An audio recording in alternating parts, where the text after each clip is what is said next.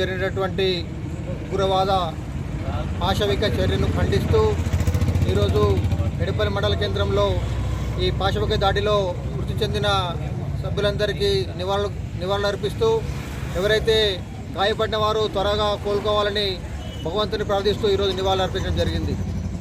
దొంగచాటుగా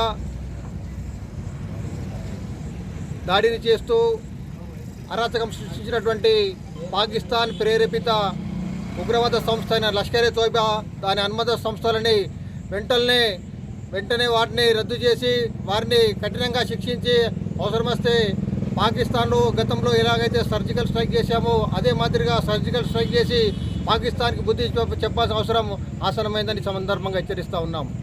ఏదైతే మొన్న జరిగినటువంటి ఈ సంఘటనలో దుర్మార్గులు ఐడి కార్డులు చూపించి మరి మీరు ఏ మతం అని అడిగి కాల్చడం జరిగింది.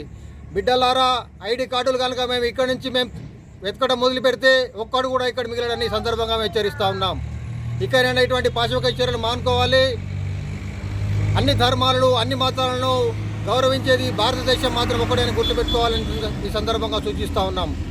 కాంగ్రెస్ పార్టీ ఎప్పుడు కూడా ఈ మత విద్వేషాలకు ఆజ్యం పోస్తూ ఒక్కరోజు కూడా సంఘీభావం ప్రకటించి ఉండదు. వాళ్ళు ఈ రోజున రాహుల్ గాంధీ గారు చూస్తే ఆయన విదేశీ పర్యటనలో ఉన్నారు. ఎప్పుడు భారతదేశంలో ఇలాంటి దాడులు జరిగిన రాహుల్ గాంధీ గారు బయట విదేశీ పర్యటనలో ఉంటారు. దీనిలో అంతరం ఏమిటని ఆయన సూటిగా అడుగుతూ ఉన్నాం.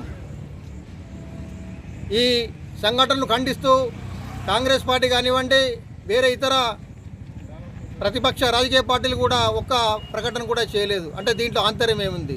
అంటే హిందువులంటే మీకు పడరా? హిందువులంటే మీకు లెక్కలేదా? ఏంది అరాచకం మీరు చేసేది? కావున ప్రజలారా, మనందరం సంఘటితం కావాల్సిన అవసరం ఉన్నది, ఏకం కావాల్సిన అవసరం ఉన్నది. ఏదైతే దొంగచాటున వచ్చి మనల్ని పాశవికంగా మనం చంపారో వారికి తగిన రీతిలో బుద్ధి చెప్పాల్సిన అవసరం మనకు ఎంతైనా ఉందని సందర్భంగా తెలియజేస్తూ, ఎవరైతే ఈ సంఘటనలో మృతి చెందిన వారికి మరొకసారి